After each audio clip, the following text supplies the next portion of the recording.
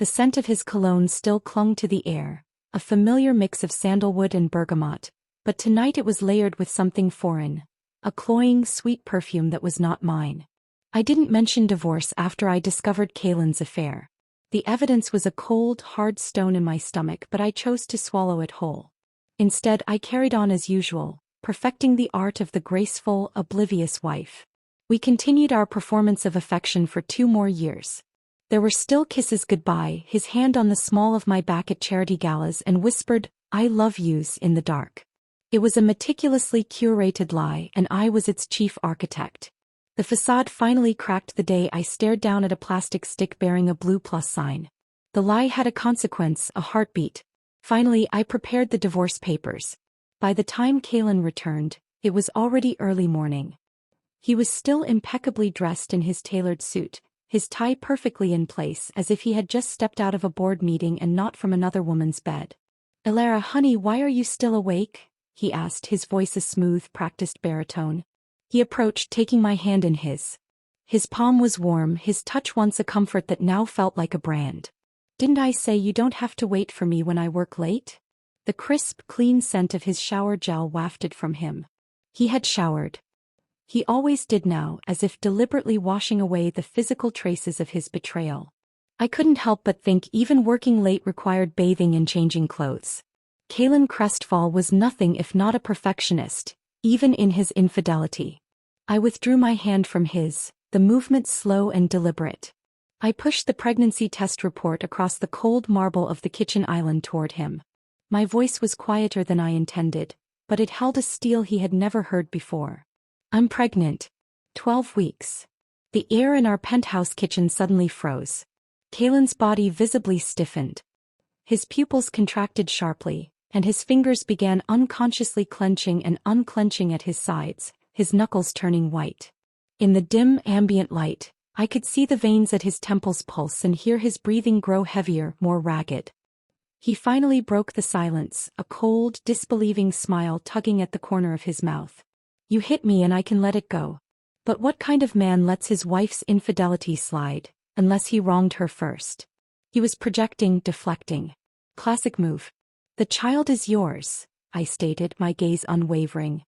He suddenly raised his head, the cold smile now a grimace. "For the past 2 years, you've made me take precautions every time. We haven't been intimate for half a year. Now you're telling me the child is mine. Elara, do you really think I'm that easy to fool?" "Believe it or not," I said calmly, slowly sitting up straighter. I placed a hand on my abdomen, a gesture both protective and declarative. Kaylin's expression froze instantly. His eyes widened, swirling with emotions I had never seen in him before. Shock, utter confusion, and a barely perceptible flicker of something that looked like ecstasy. "When," he breathed, the word barely audible. "When Sienna was 6 weeks pregnant. The night you took her to the hospital for her checkup." My voice remained terrifyingly steady. Kaylin's face turned deathly pale as if I had stabbed him in the chest. His lips trembled and his fingers unconsciously tightened around the edge of the island. "How did you know?" His voice was a soft, broken thing. "I not only knew she was pregnant," I said, my words precise and sharp, "I also knew you two had been together for 2 years." He took off his suit jacket, roughly loosened his tie, and lit a cigarette with trembling hands. The flame of the lighter flickered, illuminating the cold sweat on his temple. "No wonder."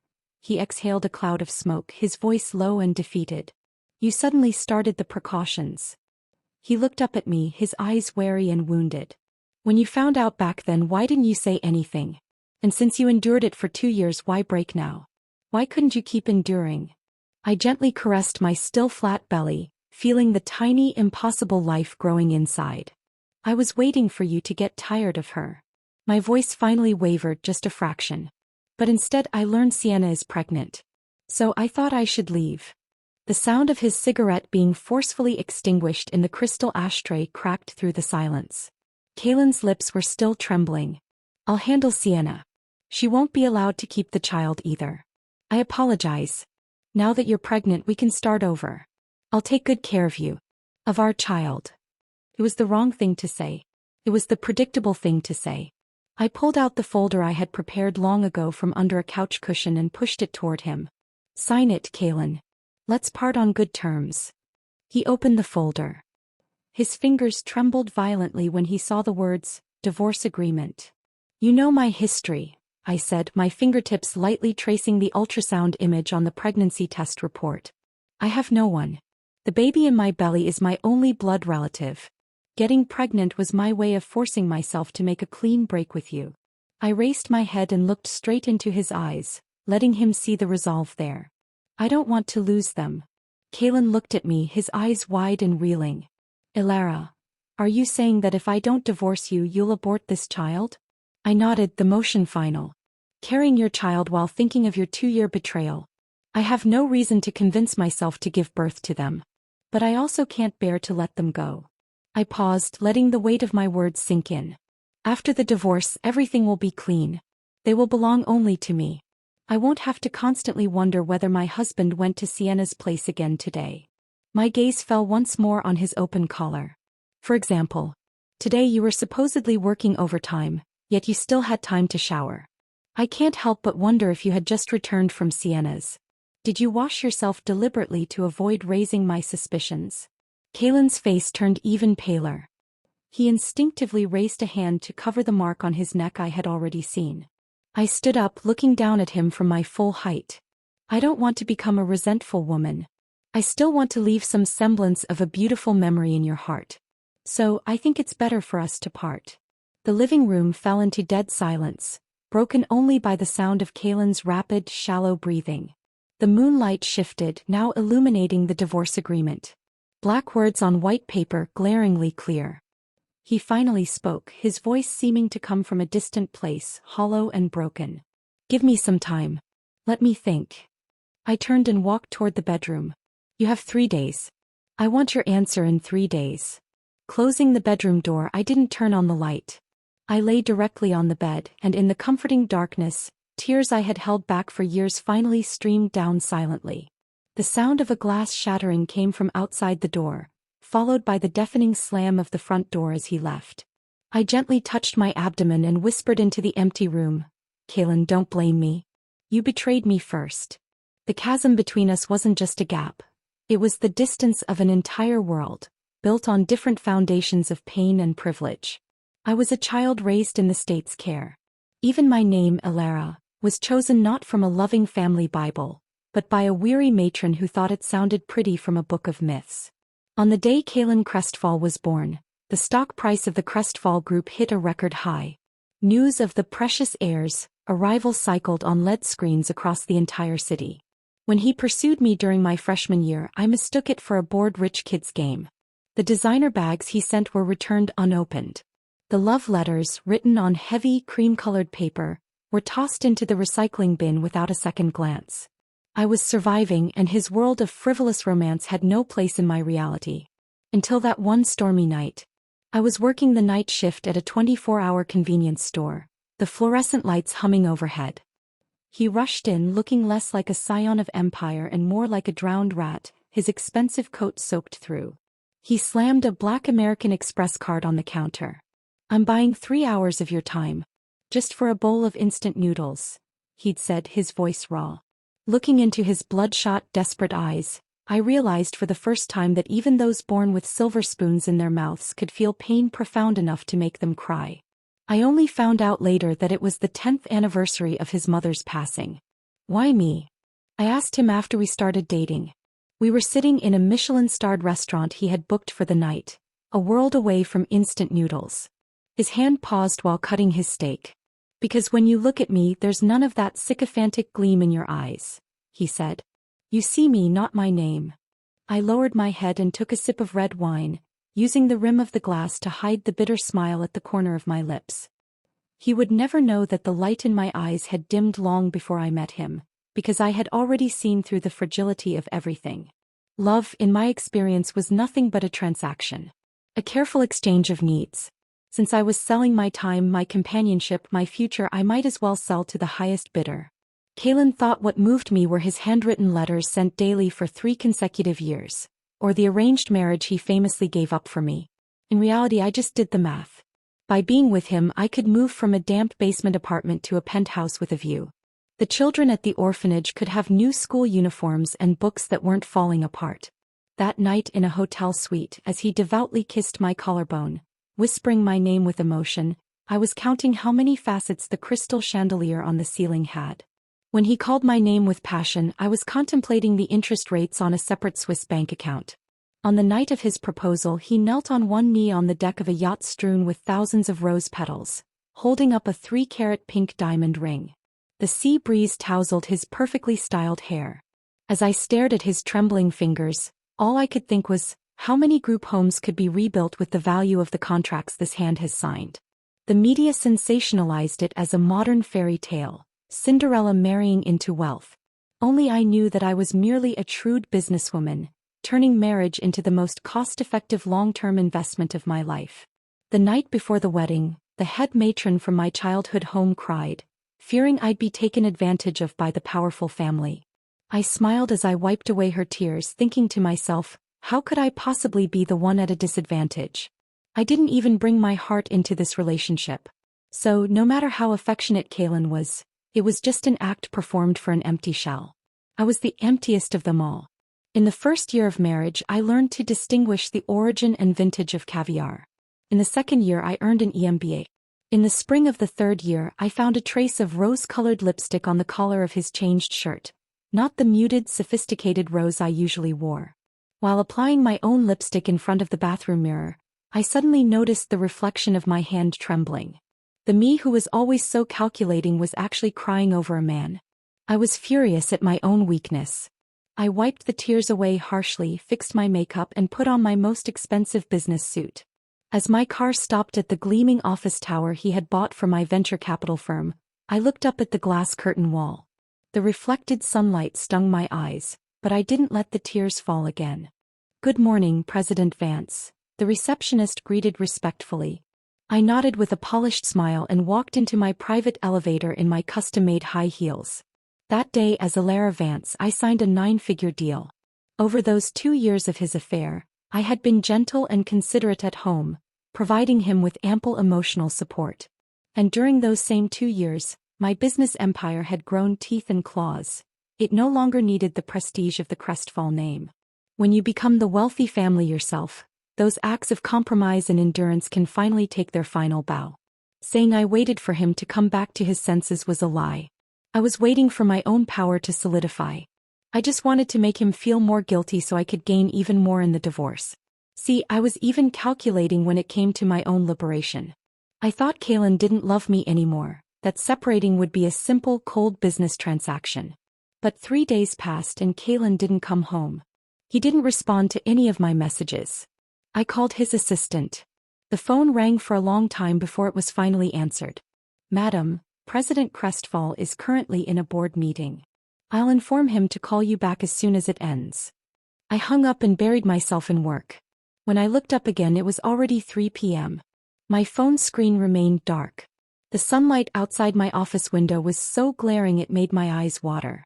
I put on my sunglasses, gathered my resolve, and drove to the Crestfall Corporation. "Good afternoon, madam." "Good afternoon, madam." Everyone in the lobby greeted me with deep respect, and I responded with a smile and a nod, my performance as the perfect wife and business partner flawless. No one would have guessed that this madam was in the midst of divorcing their seat. I pushed open the heavy oak door to his office without knocking. "Kaylin, we need to," my words died in my throat. Sienna was coiled around him like ivy, her silk shirt unbuttoned to reveal large patches of skin. Kaylin's face was a mask of cold irritation, but his hands still lingered at her waist. The scene was both exactly what I expected and a physical blow I wasn't prepared for. "Sorry to disturb you," I said, my voice surprisingly, terrifyingly calm. Kaylin abruptly pushed past Sienna and rushed forward to grab my wrist. "Alara, let me explain." Feeling the burning, curious gazes of the surrounding employees, I didn't want to make a scene. In this world, having more allies is always better than having more enemies, especially since he was still the father of my child. "Let's talk in the office," I said, my voice low. Sienna was still frantically trying to button her clothes, her face flushed with a mixture of panic and defiance. The more she hurried, the more she fumbled, revealing ambiguous red marks on her neck. She looked pleadingly at Kaylin, her eyes brimming with manufactured tears. Kaylin's voice was as cold as ice. Get out. Resign. And don't let me see you in this building again. But I'm pregnant with your child, she whispered, her voice cracking. Clean it up, he said, his tone devoid of all emotion. Don't make me repeat myself. The color drained from Sienna's face. She fled in a panic, her eyes red with real tears now. When only the two of us remained in the opulent office, he turned to me, rubbing his temples wearily. 2 years ago, he began, his voice heavy, I was drugged at a club. He was there. He helped me. It requires a specific antidote regimen over 2 years. I had to keep seeing her. I lightly touched my abdomen, sarcastically interrupting him. An antidote administered through your zipper? Or was it to repay her devotion with your body, Kaylin? The bitterness I usually kept locked away seeped into my words. He reached out to touch me, his eyes desperate. I'll give you anything you want. Money, shares, property. Name it. I took a deliberate step back, putting space between us. I want freedom, Kaylin. Can you give me that? The twilight outside the floor-to-ceiling windows deepened, casting his bloodshot eyes into stark relief. He suddenly pulled me into his embrace, his warm lips brushing against my earlobe, his voice a ragged whisper. Don't even think about it. I was just confused for a moment. I won't let her keep the child. I'll end things with her and we can start over. We can be a family. I interrupted him, my hand splayed protectively over my belly. You know, unstable emotions in a pregnant woman can affect fetal development. I don't want my child to suffer any negative influence. I looked up at him, my gaze steady. If you ever truly loved me, you'll let me go. Leaving Kaylin's office, my composure barely held. I almost made it to the elevator before Sienna stepped out from an alcove, where she had clearly been waiting. What are you so smug about? She hissed, blocking my path, her voice dripping with the arrogance that belied her tear-stained face. Kaylin just scolded me, but it was all an act for your benefit. How could he ever bear to fire me? I couldn't even be bothered to glance at her. I simply moved to walk around her. Her cheap perfume was giving me a headache. She grabbed my arm, her whisper venomous. He said he loves me. He said he's long been sick of you. You're like mosquito blood smeared on the wall. A stain. I paused mid-step and slowly turned around, finally looking at her. She immediately stroked her belly smugly. He also said he's especially looking forward to our child being born. Unlike you who couldn't even. Then I wish Miss Sienna an early delivery of a precious child. I interrupted her with a cold, sharp smile. And may all your wishes come true. She seemed to break down then, her facade crumbling. Elara. How can you be so shameless? Didn't you see those photos I sent? Your husband stopped loving you long ago. How can you just stand there and watch your own husband sleep with another woman? Don't you have any dignity left? I curled my lips in disdain. Miss Sienna. When a mistress gets too arrogant in front of the legal wife, it never ends well. I watched her face instantly turn pale with satisfaction. I elegantly pressed the elevator button. The moment the doors closed, I could still hear her muffled, frustrated curses. In the backseat of my Rolls-Royce, I watched the neon lights of the city flash by and suddenly found it all profoundly ridiculous. How could that girl working the night shift at the convenience store, counting pennies for rent, have ever imagined she'd one day be troubled by such gilded, tawdry matters? The irony was a bitter pill.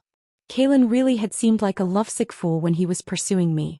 The eldest son of the Crestfall family had waited in line for an hour in the freezing cold just to have spicy hot pot with me at a dive near campus. I remember him shivering, yet still grinning foolishly as he handed me the only cup of hot milk tea he'd bought. Elara, he'd said, his breath misting in the cold air, I'll be good to you for a lifetime. But he never said, I'll only be good to you for a lifetime. So, perhaps it was only natural that his heart had strayed.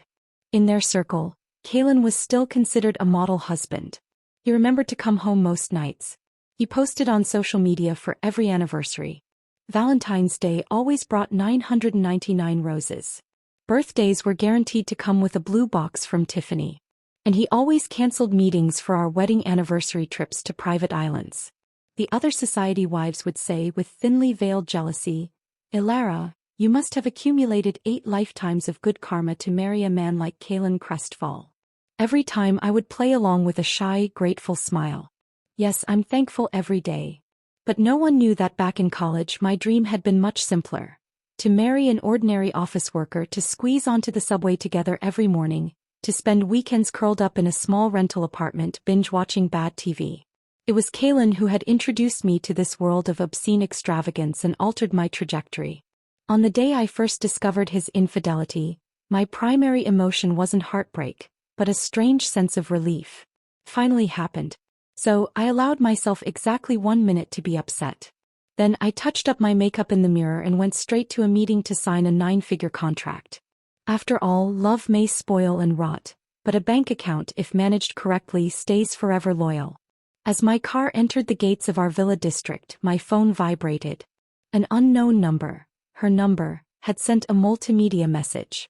The image was blurry but clear enough. Kalen holding a sobbing Sienna, whispering comfort into her hair. I let out a mocking laugh. Kalen's secrecy was usually flawless. After I'd found that first lipstick stain, I'd had my own people investigate, but he'd covered his tracks well.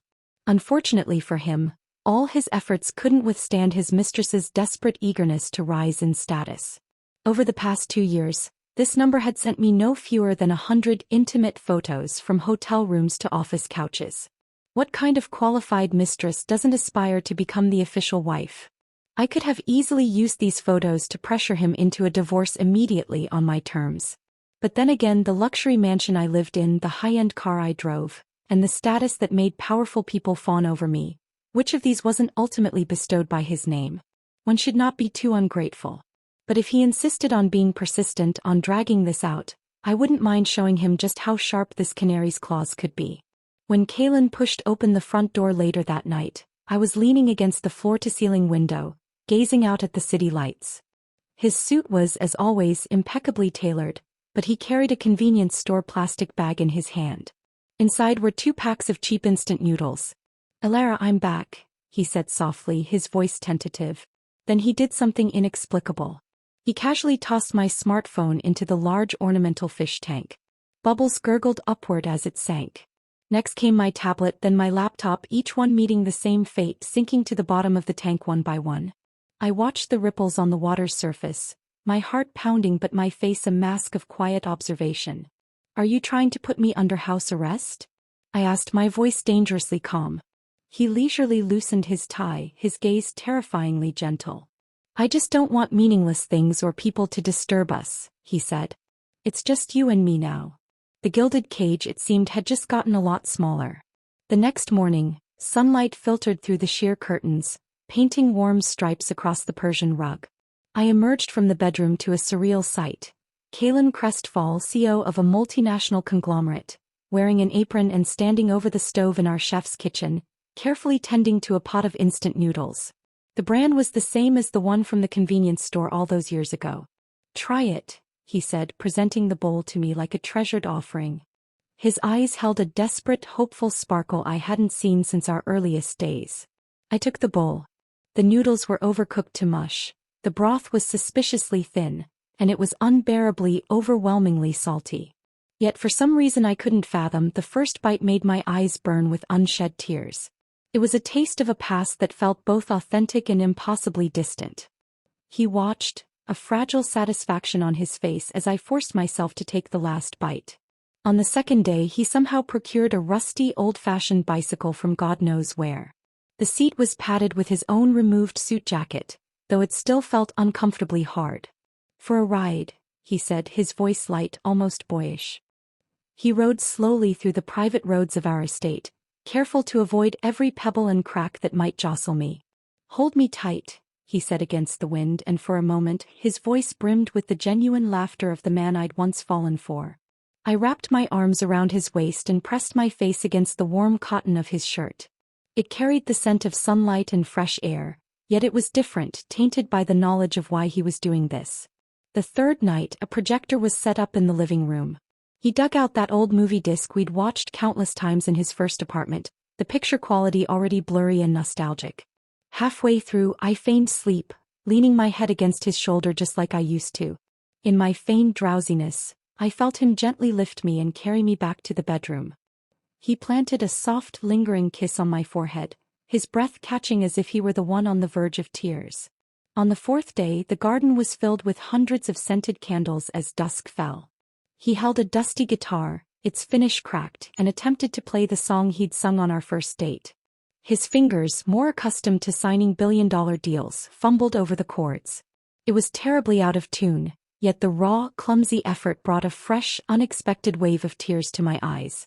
He was trying to rebuild a memory brick by painful brick. The fifth day brought the sweet, rich aroma of chocolate wafting from the kitchen. He was clumsily attempting to make the handmade chocolates he'd given me when he confessed his love, the ones I'd pretended to adore. These were misshapen and slightly burned, some melted beyond recognition. I ate them one by one in front of him, each sweet, gritty piece tasting like ashes of an incinerated past. On the sixth night, passing by his study, I heard the low, furious murmur of an argument. The door was slightly ajar. Through the crack, I saw him on a video call, his face a mask of cold fury I rarely saw directed at business adversaries. "Get rid of the child. Money is no object," he was saying, his voice a low, venomous whisper. On the screen, Sienna's face was streaked with tears, her mouth open in a silent wail. "I don't care how. Make it happen. She is a problem that needs to be solved. Permanently." I quietly retreated, my blood running cold. The 7-day love game, this grotesque parody of our courtship, had just shown its true rotten core. He wasn't just trying to win me back, he was trying to erase his mess, to sanitize our history so we could pretend nothing had happened. I went to the bedroom and took out the duplicate copy of the divorce agreement from my dresser drawer. The performance was over. It was time for the final act. Returning to the living room, I found him staring out the window, the picture of a contrite husband. I placed the agreement on the coffee table without a word. He turned, saw it, and in one swift, violent motion he snatched it up and tore it in half, then quarters, the paper shreds fluttering to the floor like confetti at a funeral. "No," he growled, the boyish charmer gone, replaced by the ruthless titan of industry. "Don't even think about divorce in this lifetime. I went through hell and high water to marry you. I'll never let you go." "You will, Kaylin," I said, my voice steady despite the tremor in my hands. He roared, a raw primal sound. "No. I absolutely won't." His voice carried a possessiveness, a ruthlessness I'd never heard directed at me before. "Not in this lifetime." He said he went through countless hardships to marry me. And that wasn't far from the truth. I remembered that year in the depths of a brutal winter, a thin layer of ice had formed on the blue stone slabs of the Crestfall family's ancestral home. He'd knelt there, his black cashmere overcoat gradually soaked through by the falling snow. The butler had told me, his voice laced with pity and awe, that the young master had been kneeling for 3 days and 3 nights. Even the 3 priceless Ming Dynasty vases the old master cherished had been smashed in his fury. When I'd been allowed to visit, bringing a thermos of ginger soup, he was undergoing family discipline. The Crestfall family's rotten whip was a notorious thing, specially made, soaked in salt water. A single lash could make a grown man scream. He'd endured 30 lashes without a sound before finally being carried out unconscious. The hospital corridor's lights had been ghastly pale. When the doctor issued the critical condition notice, my own calculated resolve had finally cracked. I'd knelt on the cold linoleum floor, praying to a god I didn't believe in for his safety. His blood type was rare and the city's blood banks were in short supply. In the end, the old master had mobilized a military helicopter to transport blood from a neighboring province. Ironically, this marriage, forced into existence by life, death, and brutal tradition, had ultimately become the Crestfall family's best public relations campaign. The finance section praised the eldest scion's devotion. The entertainment section hyped the Cinderella fairy tale. Even the specific type of orchid in our wedding bouquets had caused the company's stock price to jump. The old man had later said to me in his smoke-filled study, "Do you really believe Cinderella and the prince lived happily ever after?" His sandalwood cane had tapped on the latest financial report. "Little girl, don't be so naive." I had lowered my head and handed him a cup of tea. "Grandfather," I'd said, my voice clear and steady, "I was never naive. I had always known the price of my ticket into this world." At 3 a.m. on the 7th day, Kaylin's phone lit up on his bedside table, vibrating insistently. Squinting in the darkness, I saw the words J. Anders, special assistant, flashing repeatedly on the screen. He answered on the first ring, his voice a sleep-slurred grunt. It quickly sharpened into alarm. What? Trending where? How many? He sat up abruptly, the silk sheet slipping down. The moonlight fell precisely on his tense jawline as he turned to look at me. I pretended to turn over, burying my face in the pillow. I heard him slip out of bed, his footsteps bare and quiet on the floor. He walked out of the bedroom, closing the door softly behind him. His suppressed anger carried through the wood. Spend whatever it takes. It has to be cleared before the markets open. Pause. They said it's not about the money? Then have the platform ban the account. Buy the platform if you have to. Another longer pause. His voice dropped to a furious whisper. A niche platform? I don't care how niche it is. Find out who runs it. Apply pressure. Leverage. I don't care how. I listened to the desperate voices coming through the crack in the door, and a pang of bitter guilt welled up in my heart. I had wanted a clean surgical break, but in the end I had resorted to the same underhanded tactics that defined his world. The anonymous tip to a stubborn independent news blog I knew he couldn't easily buy or bully had been my doing. The official public account of the Crestfall Group issued a formal statement at 4 a.m. that morning. It was a masterpiece of corporate PR, stern, litigious, and utterly hollow. It declared the circulating images of Mr. Crestfall and Miss Sienna Reed to be maliciously synthesized, maintained they had only a normal professional working relationship, and promised legal action against rumor mongers. The statement included a scanned copy of an official document bearing the company seal and a report from a professional institution I'd never heard of. The comments were, of course, selectively displayed, showing only messages from verified corporate accounts. Less than an hour after the statement was issued, as if in direct, mocking defiance, the topic #KaylinSiennaReal exploded on every major social media platform. The 9-grid photos were devastatingly clear, the two of them kissing on the deck of his private yacht. The limited edition Patek Philippe on his wrist, the one I'd given him for our first anniversary, was captured in perfect, damning detail. It was a war played out in the open, and his mistress, it seemed, had her own allies and her own agenda. I stepped out onto the plush carpet of the living room and saw Kaylin curled on the sofa, asleep from exhaustion. His phone had fallen from his hand, the screen still displaying a message just sent from Sienna. Kaylin, they're all cursing me. You have to do something. I'm carrying your child. His lock screen wallpaper was still our wedding photo, taken in the Maldives. I spread a thin blanket over him and gazed closely at his face.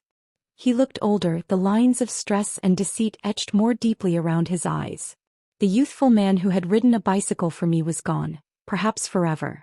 Early the next morning, the Crestfall Corporation building was completely surrounded. A seething mass of reporters, armed with cameras and microphones, shouted headlines like, "Crestfall Fairy Tale Crumbles." The media that had once blessed us now resembled vultures smelling carrion, ready to feast on the spectacle. Crestfall Corporation's stock hit the limit down as soon as the market opened.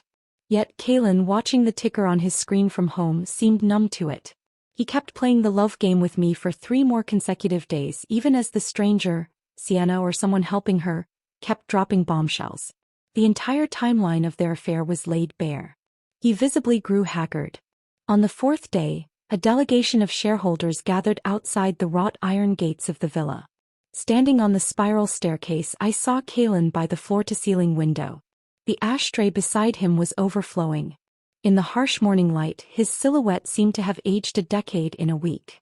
"Is there no other way?" he asked, his voice gravelly with smoke and exhaustion. He turned around, his gaze falling on my now slightly rounded belly. "I told you you'd agree," I said softly, watching the defeat settle into his shoulders. He stubbed out his cigarette, the finality of the gesture echoing through the quiet room. "If this is what you want," he said, his voice hollow, devoid of all fight, "I agree. I'll have the lawyer draft the agreement." "Hey," I said. There was nothing else left to say. The siege was over. He had surrendered. And I felt not victory but a vast and hollow emptiness. The press conference was held in the opulent ballroom of the Crestfall Grand Hotel. Flashbulbs erupted like a torrential downpour as Kaylin and I took our seats at the long table. Reporters scrambled to hurl their sharp, gleeful questions. "Mr. Crestfall, intimate photos of you and Sienna Reed have gone viral online. Are you having an extramarital affair? Mrs. Crestfall, How do you view your husband's act of betrayal? Have the two of you already separated? Is that why you're here today? I felt Kalen's arm tense beside me. I gently pressed my hand against his, and with my fingertips, I tapped 3 times on his cufflink, our prearranged ironic signal. I'll handle this. Once the room quieted slightly, I gracefully took the microphone. My voice was steady, the same tone I used in boardrooms and at charity galas. First of all, thank you for your concern, I began, a polite, cool smile on my lips.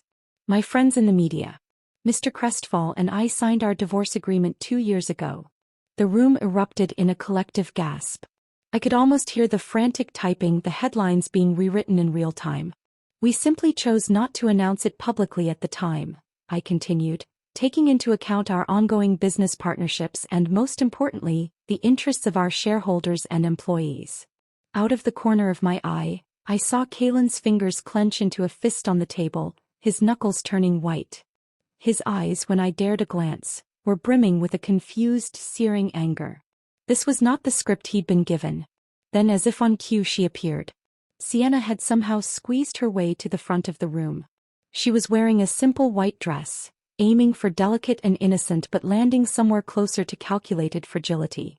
A flash of wild, triumphant joy crossed her eyes before she replaced it with a tearful expression. She hurried forward and took Kalen's arm in a possessive, sweet gesture. Sister Alara is so considerate, she said, her voice a simpering coo. Actually, both Kalen and I are very grateful for your generosity. She added meaningfully, after all, matters of the heart can't be forced. Don't you agree?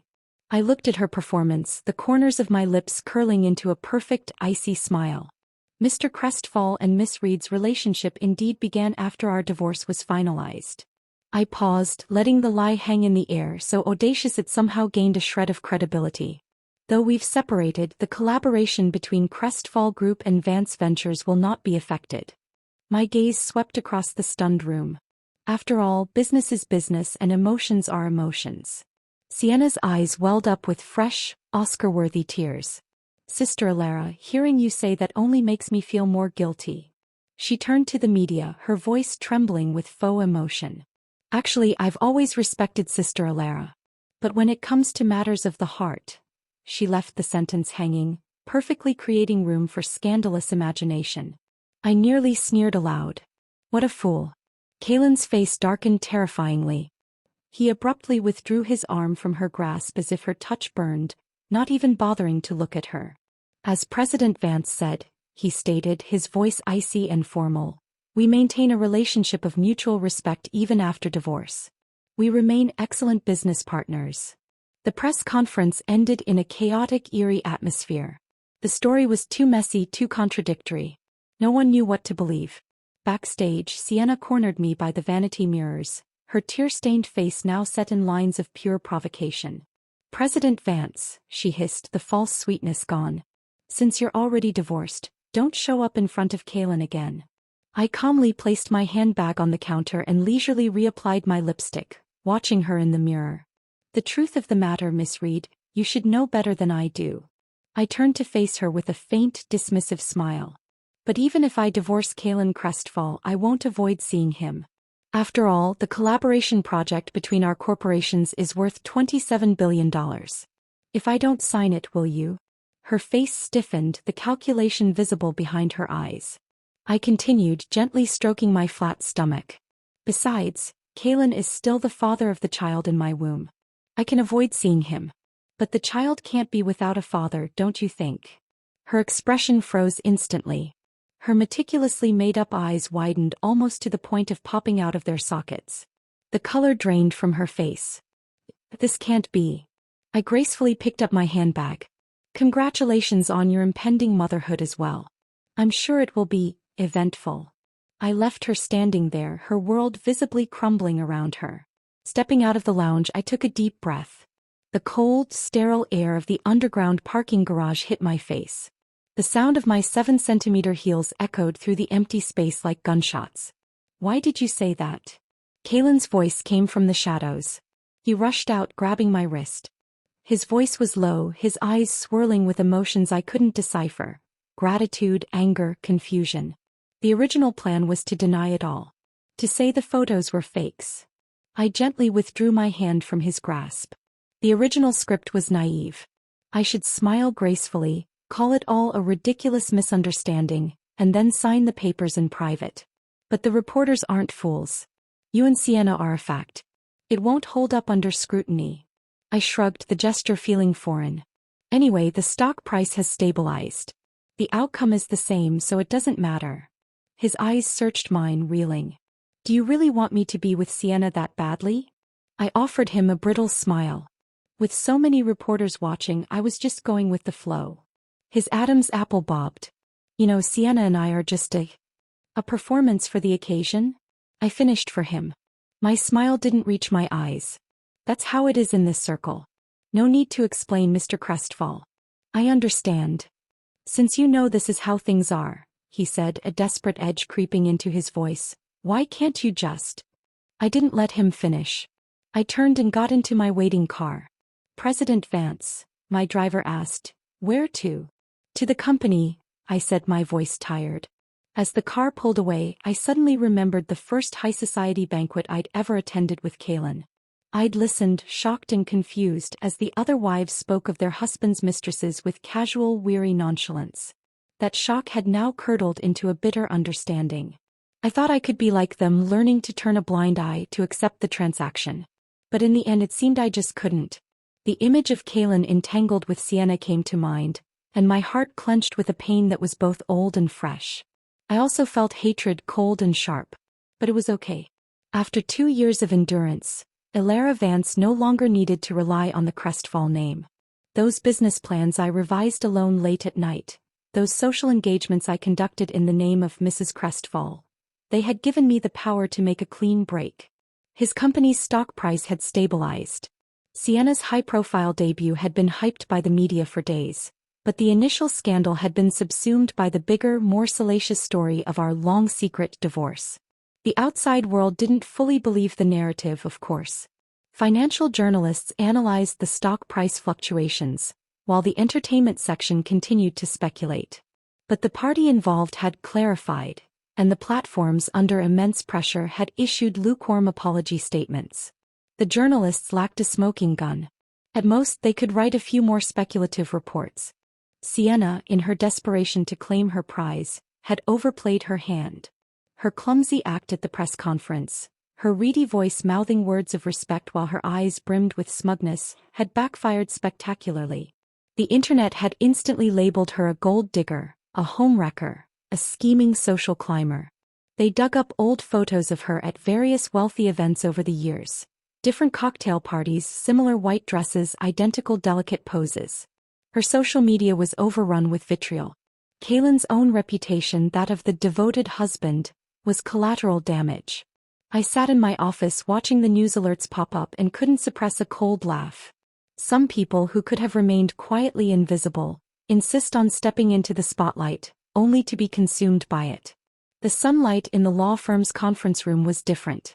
It wasn't the soft, filtered light of our penthouse but a sharp, clarifying beam that streamed through the floor-to-ceiling windows, illuminating dust motes dancing in the air and falling warmly on my swollen belly.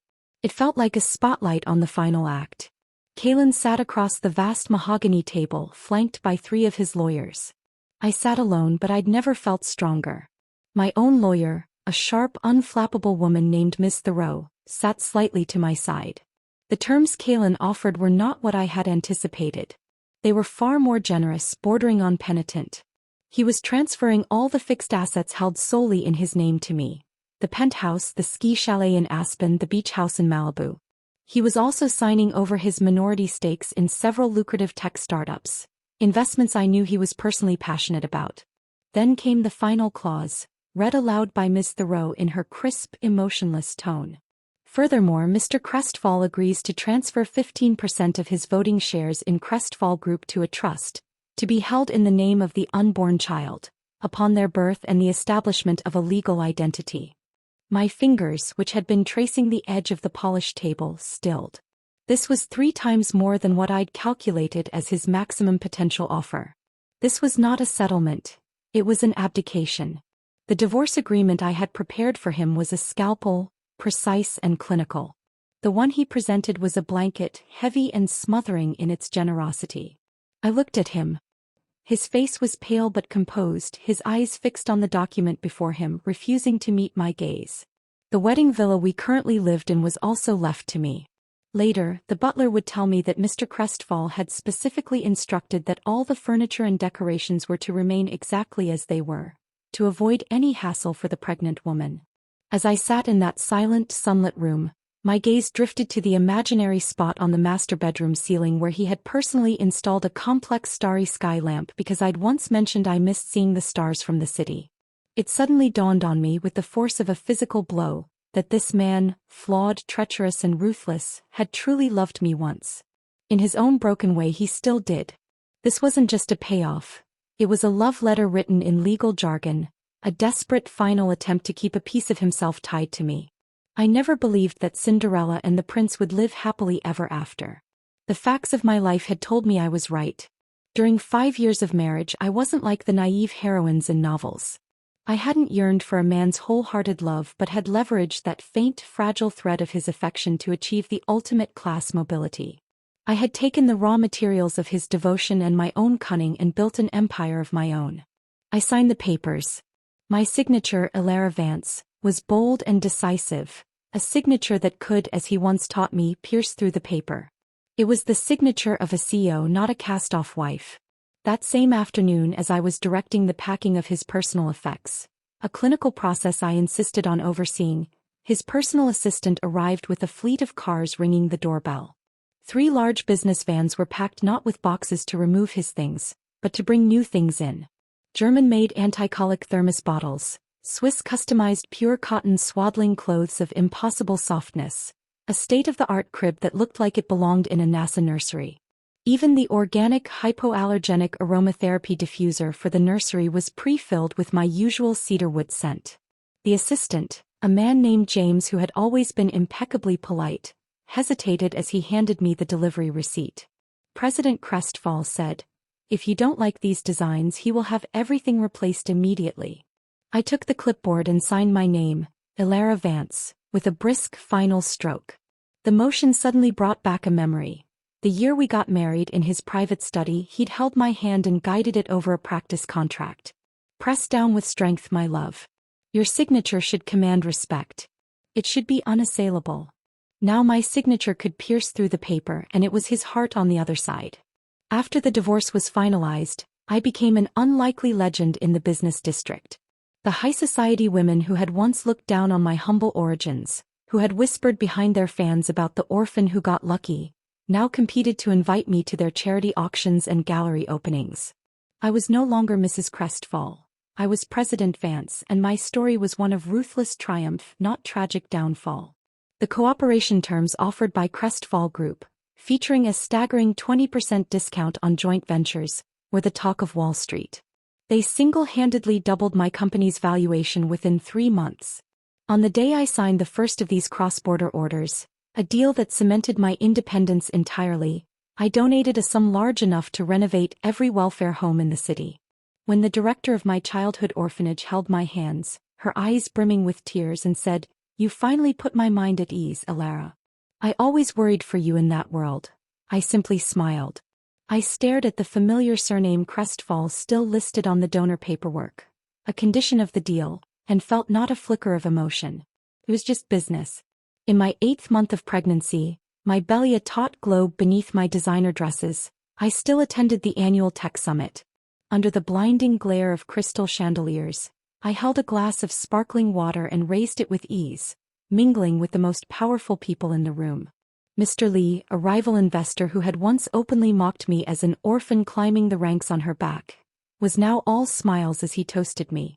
"Director Vance is truly an outstanding woman," he simpered, still striving for her career even on the verge of childbirth. I gave him my sweetest, most cutting smile. Compared to President Lee's legendary feat of negotiating the Singapore deal while hooked to an 4-drip, this is nothing, I assure you. I turned around and found myself staring directly into a pair of profound, familiar eyes. Kalen stood 3 steps away, a glass of whiskey in his hand. His navy blue tie was knotted in a perfect Windsor below his Adam's apple.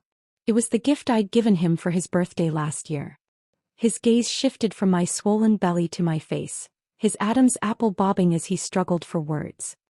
He simply raised his glass in a silent, painful toast. When a young, flustered waiter carrying a full tray of champagne flutes stumbled and veered too close to me, Kalen moved.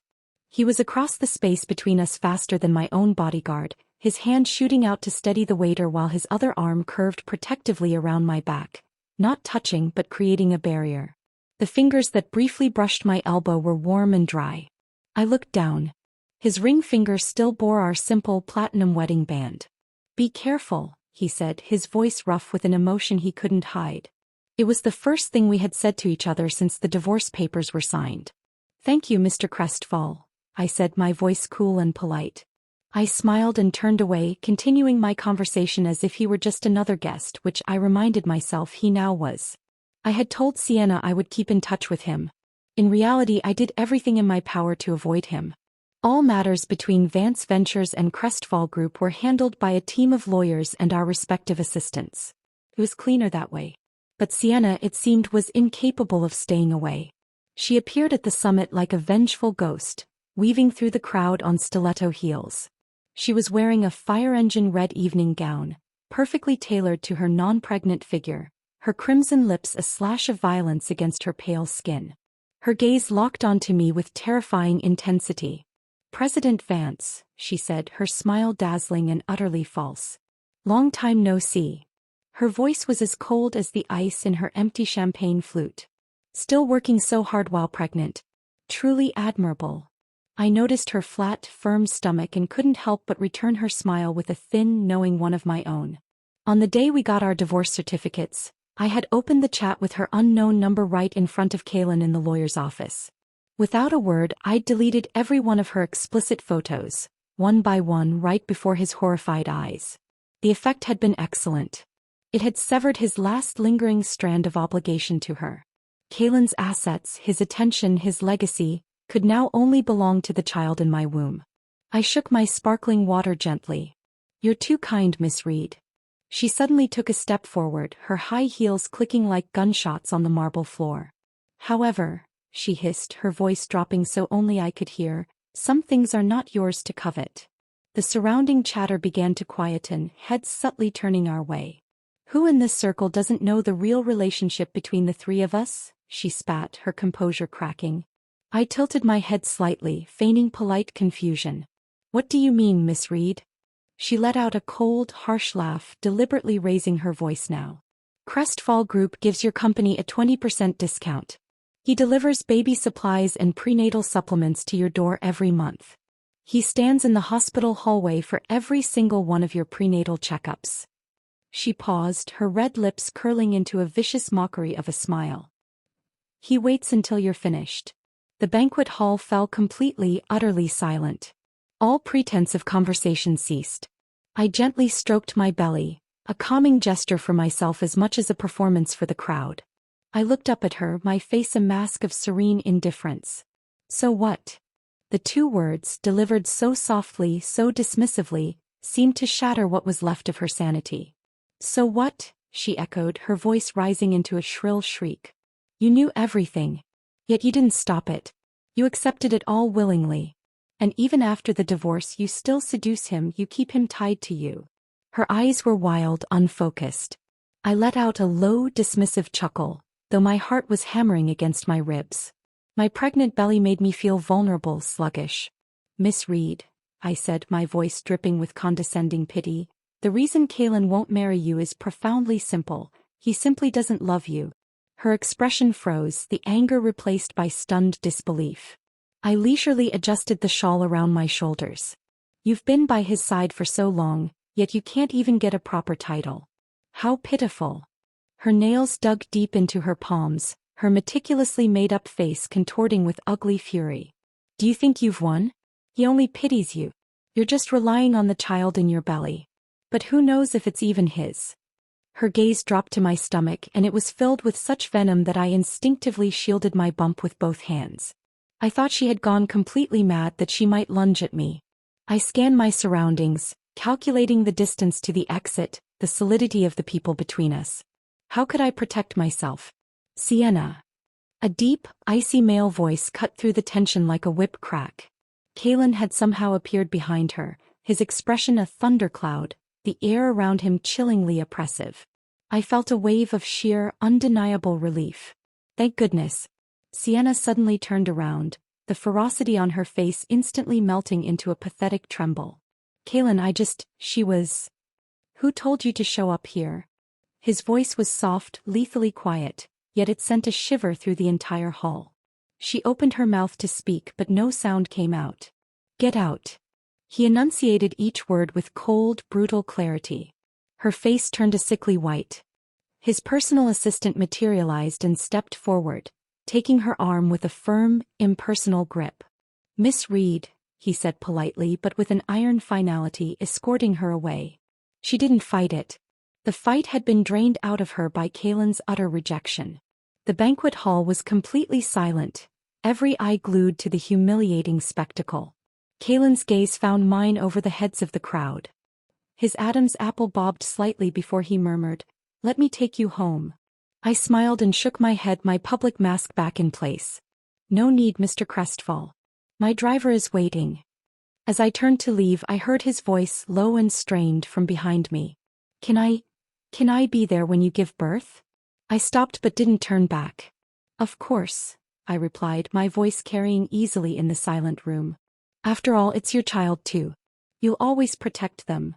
I didn't look back to see the starlight shimmer in his eyes. I only knew that my goal, the absolute security of my child's future, was very nearly achieved. The next day my assistant reported that Sienna Reed had been sent away.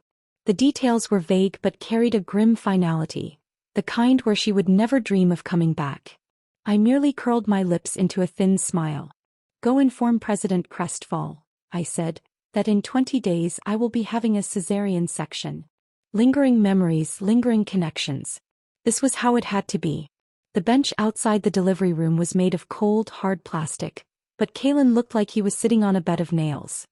His suit, usually a testament to impeccable tailoring, was crumpled beyond recognition, his tie loosened, and his hair was a mess from him constantly running his hands through it. The confidentier was gone, replaced by a terrified, vulnerable man.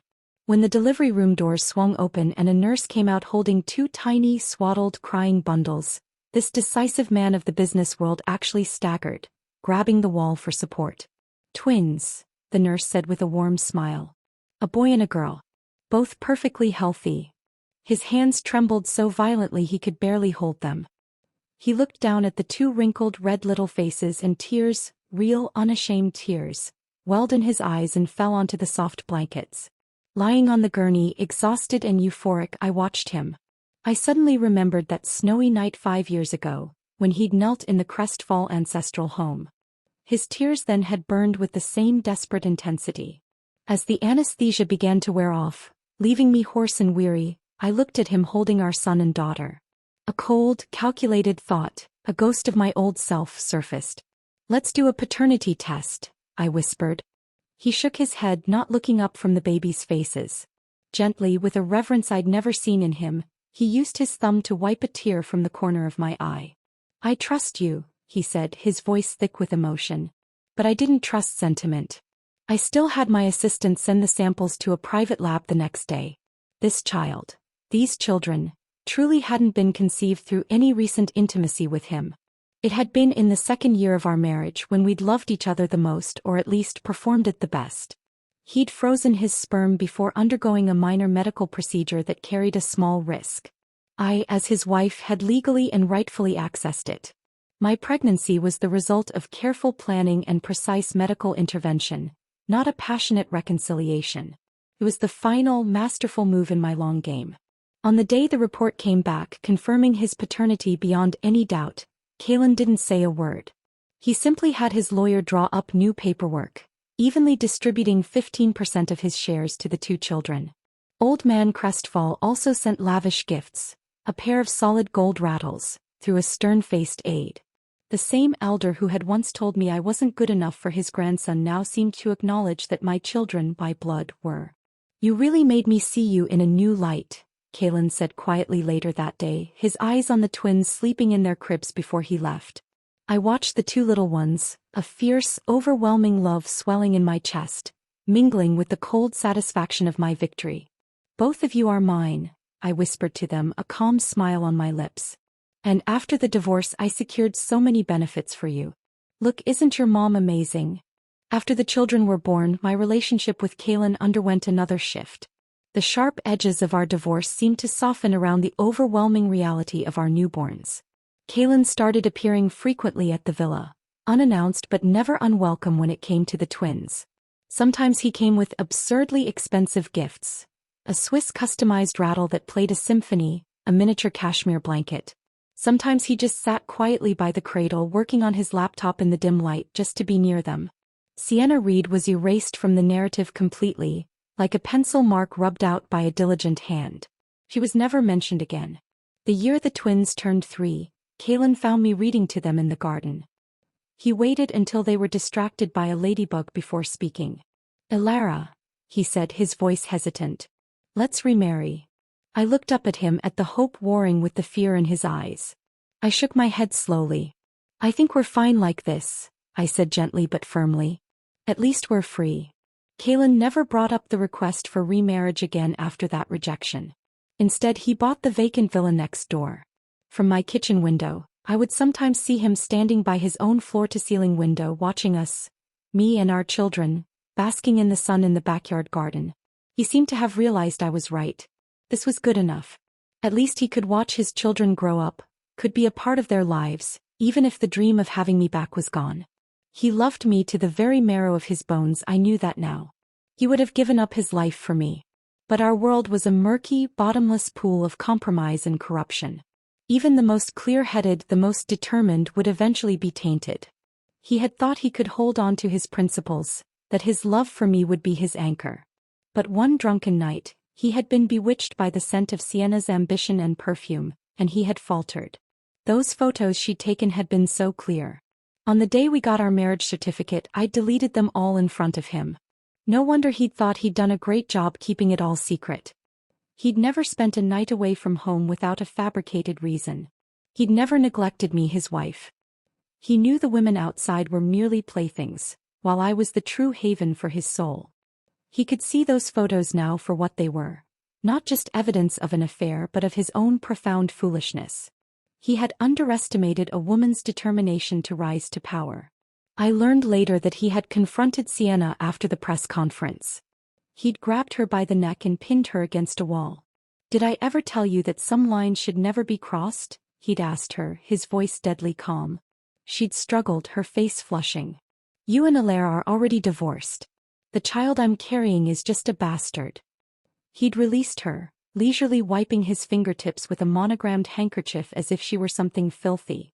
"Tomorrow at 10, he told his assistant, who was standing stoically by the door. "The hospital. Make it permanent." Later, it was said there had been complications on the operating table. Massive hemorrhaging. She would never be able to bear children again. Kaylin had been in a board meeting at the time. The pen in his hand had hesitated for only half a second over a multi-billion-dollar merger document before he'd continued to sign his name. That very night, the surgeon's offshore account had been swelled by a 7-figure sum. In his world, a woman who couldn't bear children was useless, a liability. He'd thought he was done with her. He never imagined she'd still have the nerve to confront me. Now she was gone and he was left standing at his window, a solitary figure with a glass of red wine, watching the family he'd fractured. In this circle, everyone yearns for genuine affection, yet excels at trampling it underfoot. He had believed he would be the exception, but in the end he had become the most cliched of them all. He downed his drink with a bitter smile. All of it he had brought upon himself. My new boyfriend Julian was a 25-year-old model with the physique of a Greek god and the emotional depth of a puddle. He was 185 centimeters of toned muscle and sun-kissed hair, and he loved strutting around the villa in the couture shirts I bought him, his 8-pack abs faintly visible through the thin silk. He clung to me like an overgrown, affectionate puppy. "Babe," he'd say, resting his chin on my shoulder, his long eyelashes casting shadows on his cheeks. "Can you come with me to the art exhibition today? I need your opinion." I knew he was after the black card in my wallet, just as I was after his ever-brimming uncomplicated enthusiasm and his perfectly measured performative jealousy. It was a simple, clean transaction. The day Kaylin ran into Julian was inevitable. My young boyfriend was squatting in the garden, meticulously tying the laces of my sneakers for me. I looked up from my phone and met Kaylin's gaze over Julian's bowed head. He was standing at the gate he'd just come through, a box of expensive wooden toys for the twins in his hands. The box slipped from his grip, hitting the patio stones with a clatter that made Julian jump. For an entire week after that, Crestfall Group snatched 3 of my most anticipated projects in a row. The battlefield of business had extended into our home, our lives. Even our daughter looked up from her tea party one afternoon and asked, "Mommy, why did Daddy throw away the doll that brother Julian gave me?" I gently stroked her soft, fine hair and smiled a faint, tired smile. Kaylin probably still lived in that self-deceiving dream, thinking that even if we didn't remarry, we could continue our strange, parallel existence indefinitely. He still couldn't quite believe that our divorce had been a premeditated scheme I had carefully orchestrated from the moment I found that first lipstick stain. Last night, while sorting through old belongings in the attic, I came across a photo album. There was a picture of Kaylin kneeling on the deck of that cruise ship, holding up the pink diamond ring, his face alight with a hope so bright it was almost painful to look at. It reminded me of the blood stains on the back of his shirt in the freezing snow, as striking as red plum blossoms against the white. Looking at it now, I wondered, was I truly moved back then? Had there been a moment, however brief, where it was real? Touching, shocking, heartbreaking? Perhaps. But it was a currency that had long since been spent. Julian wrapped his arms around me from behind, his warm breath brushing against my earlobe. "What are you looking at, babe?" His youthful body radiated a vibrant, uncomplicated energy. I closed the photo album with a soft snap, the past sealed away. "Nothing important," I said. I suddenly realized that the Kaylin who once made my heart flutter in my memories had become as blurry and faded as the old photograph itself. Outside the floor-to-ceiling window, Kaylin's car was parked by the roadside again, had been all night. A silent, lonely vigil. "Should I invite him in?" Julian asked, handing me a cup of warm milk, his model-perfect face etched with a concern that was probably genuine for him. I drew the curtains shut, blocking out the sight. "No need," I said, my voice final. On my 40th birthday, I had my lawyer deliver a different kind of agreement to Julian's apartment. It was a generous severance package. When he burst into my office later that day, he was still wearing the limited edition suit I'd given him. His tie was skew, his eyes red, and he looked like a beautiful, abandoned golden retriever. "Babe," he choked out, "what did I do wrong?" The 30-year-old man cried with a boyish sense of grievance that might have once stirred me. Sunlight streamed through my office's floor-to-ceiling windows, illuminating the dust motes and the perfectly sculpted abs visible through his thin shirt. I pushed aside the financial reports I'd been studying and motioned for him to sit. "You're perfect, Julian," I said, my voice kind but distant. My pen hovered over the agreement. "The villa in the San Juan Islands is yours. And you're already used to driving that Aston Martin in the garage. It's yours too." He suddenly grabbed my hand, his grip tight. "I don't want any of this. I want you." I pulled my hand back from his, the movement smooth and firm. "Don't be naive," I said, not unkindly. "Didn't you approach me at that charity auction just for these things?" The fight went out of him. He finally signed the agreement, his pen strokes pressing so deep they nearly tore the paper. As he was leaving, he stood at the door, his shoulders slumped. "At least tell me why." I swiveled my office chair to face the window. The sky at 40 looked no different from the sky at 30.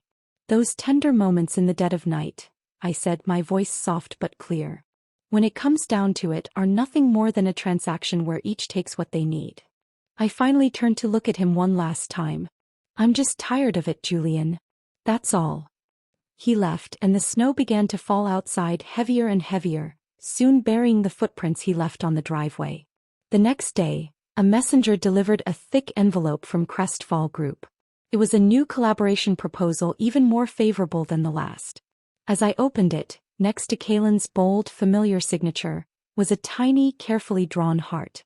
This man in his 40s, a titan of industry, still retained that childish, hopeful habit. My phone vibrated on the desk. A text from Kaylin. "I heard you and the model broke up. Maybe it's time to reconsider me." I stared at the message and a dry, humorless laugh escaped me. Men were truly ridiculous creatures. They only truly yearned for what they had clearly let go of, desperately pursuing it only after it was gone. There was a whole world of interesting, uncomplicated people out there. Younger flesh, newer adventures awaited me. Why would I ever settle for an old, familiar pain? I picked up my phone, my fingers hovering over the screen. Then I typed my reply, the final, simple truth of our story. "You're merely the father of my children," I wrote. And I did not hit send. I deleted it. Some truths I had learned are better left unsaid. The freedom was in the silence. The end.